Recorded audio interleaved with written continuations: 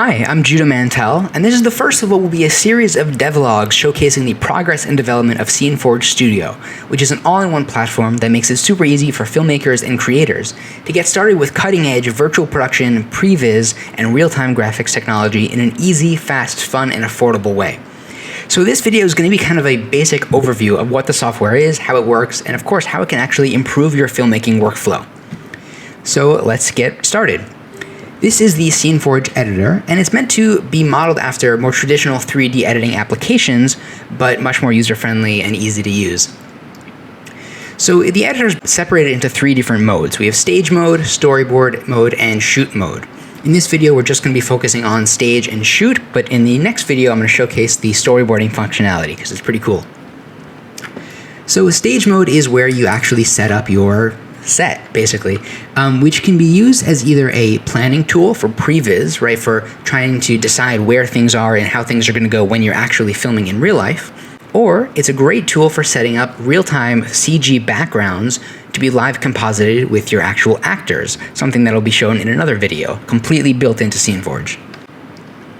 In this example here, we have a nighttime scene, but of course that could be adjusted, and a bunch of lights that were spawned in. Now all of these are adjustable to the feel and look that you want for your scene. I'm going to leave it just like this. Now once we have something we're happy with, we can add in a camera.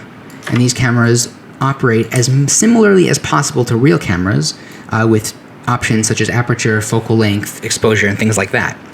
But what's super cool is that once we go into shoot mode, the entire editor transforms into a giant viewfinder, essentially, and we have full control over what this camera sees. I'm controlling it with the mouse arrow keys.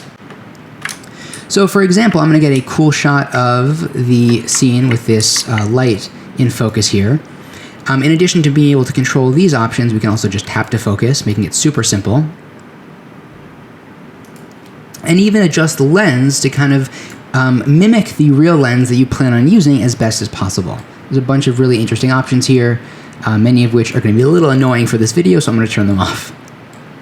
Now once we have something we're happy with, we can actually take a snapshot, and that'll get stored in your computer and can be used for the storyboarding functionality, as you'll see next time. So these viewfinders are in 1080p, but for more advanced usage, you can export the timeline video or still frames at anything up to 8K, which is super cool.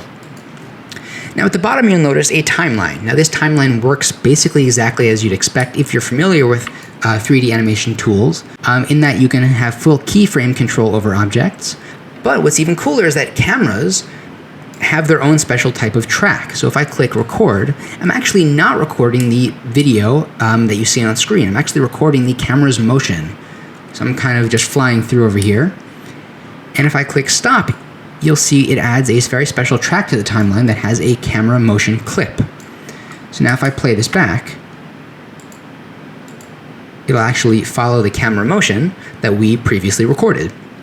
This is great for planning out the way our camera is going to move on set, or when paired with our mobile app, it can be used to record the motions of your real camera to seamlessly blend the live action and CG footage in real time, as you'll see in a future video. And this is kind of a basic overview as to what SceneForge can do with these two modes, but there's so much more in store with live compositing, camera tracking, and of course storyboarding and functionality like that. So if you're interested in getting your hands on SceneForge, I highly suggest that you add your name to the waitlist. We're letting a couple people in at a time, and so we can get really personalized feedback on the software. So subscribe to this YouTube channel for more updates as often as we can make them, and definitely check back on the website for when you can get started with SceneForge.